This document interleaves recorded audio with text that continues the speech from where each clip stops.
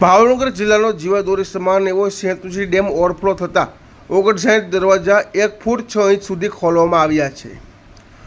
ભાવનગર જિલ્લા માટે મહત્વપૂર્ણ ગણાતો સેતુજી ડેમ ઓવરફ્લો થયો। ડેમમાં સતત પાણીની આવકને પગલે તંત્ર દ્વારા કુલ 59 દરવાજા 1 ફૂટ 6 ઇંચ સુધી ખુલ્લા મૂકવામાં આવ્યા છે, જેના કારણે મોટી માત્રામાં પાણીની આવક જાવક શરૂ થઈ છે। ઉપરવાસમાં થયેલા સારા વરસાદના કારણે ડેમમાં સતત નવા પાણીની આવક નોંધાઈ રહી છે।